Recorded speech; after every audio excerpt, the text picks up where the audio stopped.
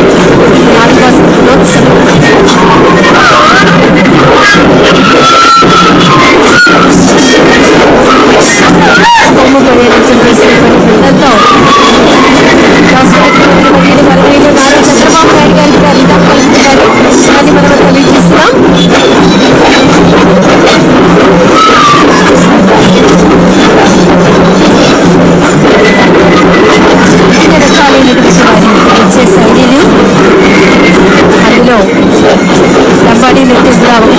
బంజారా వర్గానికి చెందినటువంటి లంబాడీ నృత్యం ఎంతో విశేషమైనది. అరకు గ్రామంలో ఉద్భవించింది. పెద్ద లేదా చిన్న దాదాపు ప్రతి సమాజానికి ఒక సొంతమైనటువంటి సంస్కృతి ఉంది.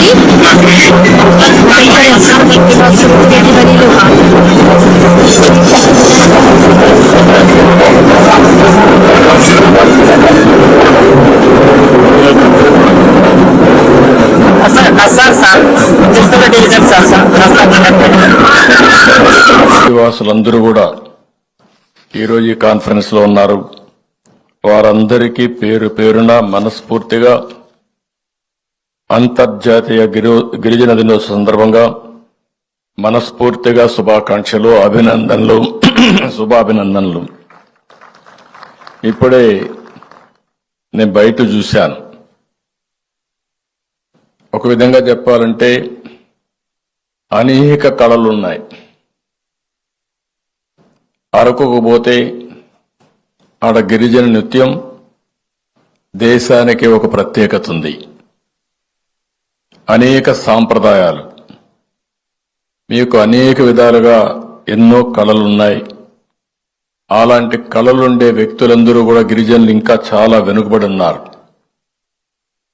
ఇది దృష్టిలో పెట్టుకుని 1994 ఐక్యరాజ్య సమితి సర్వసభ్య సమావేశంలో ప్రతి ఏడాది ఆగస్టు 9వ తారీఖున ప్రపంచ ఆదివాసీ దినోత్సవంగా జరుపుకోవాలని నిర్ణయించారు.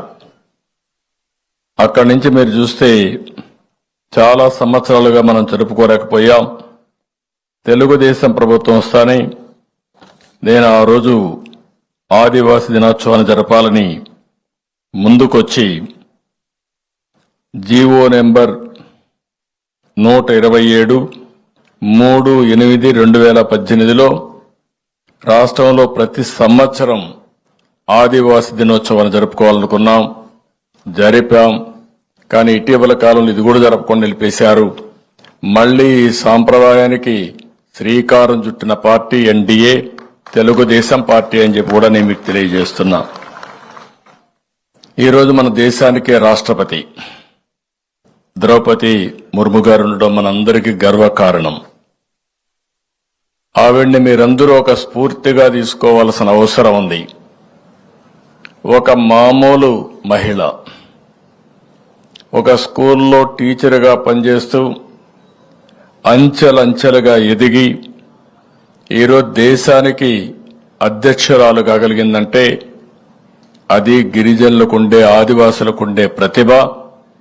ఆ స్ఫూర్తిని ఆదివాసులందరూ తీసుకుని మీరు కూడా ముందుకు సాగాల్సిందిగా మిమ్మల్ని అందరినీ కోరుతున్నా.